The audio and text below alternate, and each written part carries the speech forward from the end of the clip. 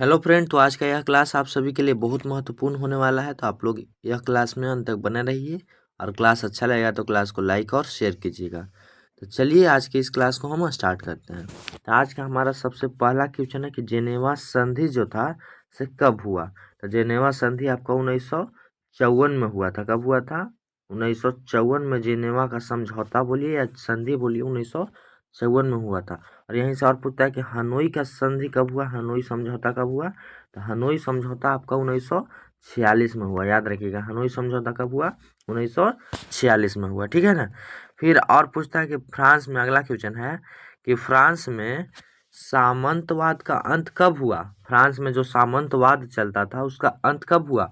तो उसका अंत आपका 4 अगस्त 1789 ईस्वी को हुआ। 4 अगस्त 1789 ईस्वी को। और 1789 में ही सबसे पहला आंदोलन फ्रांस में हुआ था, क्रांति यानी हुआ था। और इससे और पूछता है कि नेपोलियन बोनापार्ट जो था से इसका जन्म कब हुआ। नेपोलियन बोनापार्ट का जन्म कब हुआ? तो इसका जन्म आपका 15 अगस्त हो जाएगा। 15 अगस्त 1769 में नेपोलियन बोनापार्ट का जन्म हुआ था। ठीक है ना। और जो नेपोलियन बोनापार्ट था फ्रांस के क्रांति में भाग लिया था, मुख्य भागीदारी इसकी थी। ठीक है ना। फिर है कि नेपोलियन संहिता किस वर्ष लागू हुई। नेपोलियन संहिता किस वर्ष लागू हुई? जब नेपोलियन राजा बना था, नेपोलियन बोनापार्ट क्रांति के बाद जब राजा बना था तभी नेपोलियन संहिता वो उसने लागू की थी। और इसके जरिए बहुत अच्छी अच्छी नीति भी फ्रांस में लागू की थी नेपोलियन बोनापार्ट ने 1804 में। याद रखना है।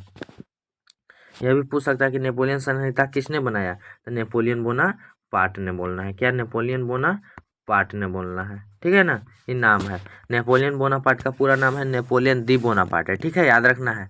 फिर है कि गैरीबाल्डी जो था से पेशे से क्या था। तो गैरीबाल्डी पेशे से एक नाविक था। पहले किसान था पर फिर नाविक बन गया था। ठीक है, गैरीबाल्डी पेशे से क्या था? तो नाविक था। समझ में आया होगा।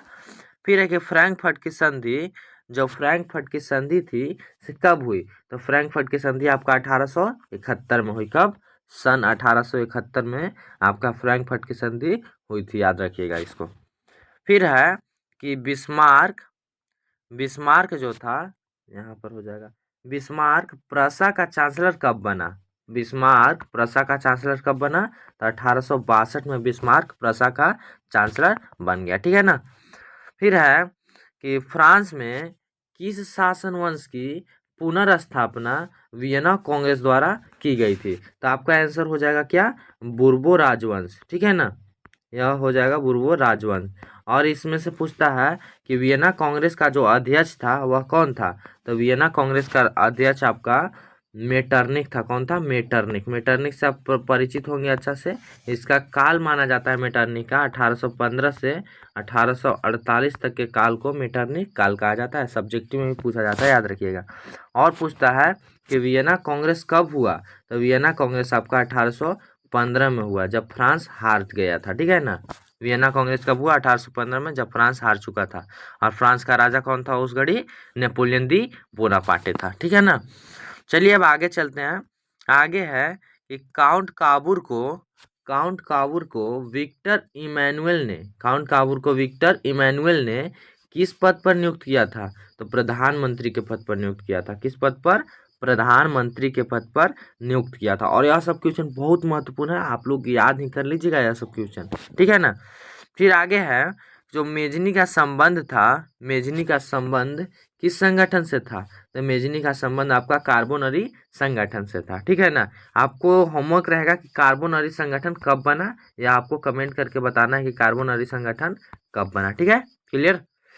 फिर है कि जर्मन राइन राज्य का निर्माण किसने किया। तो जर्मन राइन राज्य का निर्माण नेपोलियन बोनापार्ट ने किया था। किसने? नेपोलियन बोनापार्ट ने किया था। और इसी क्वेश्चन को उलट पलट कैसे भी पूछता है कि नेपोलियन बोनापार्ट ने किसका निर्माण किया। तो राइन राज्य का।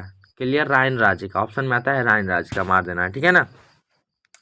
फिर है कि जालवेरिन एक संस्था थी। किसकी संस्था थी? जालवेरिन। कहीं जॉल्वे राइन भी पूछता है। ठीक है ना। कहीं जॉल्वे राइन भी पूछता है तो आपको यह टिक लगाना है, व्यापारियों की संस्था थी। यह केवल किसके बारे में सोचती थी? तो व्यापारियों के हित में सोचती थी।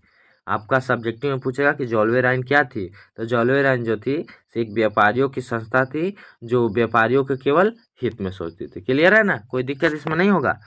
फिर है कि रक्त एवं लौह की नीति का अवलंबन किसने किया, तो रक्त एवं लौह की नीति का अवलंबन बिस्मार्क ने किया। किसने? बिस्मार्क ने। ठीक है ना, किसने किया था?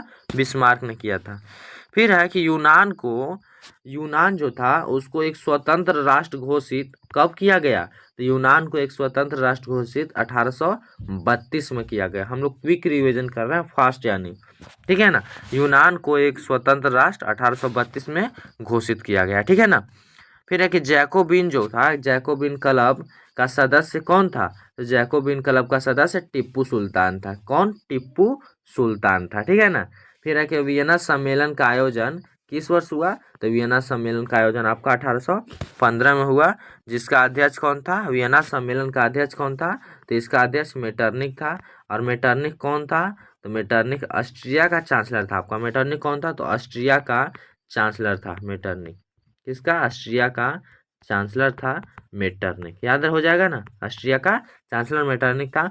इसका काल जो है 1815 से 1848 तक पहले बताए भी और अभी भी बता दिए। सही है, समझ में आया ना।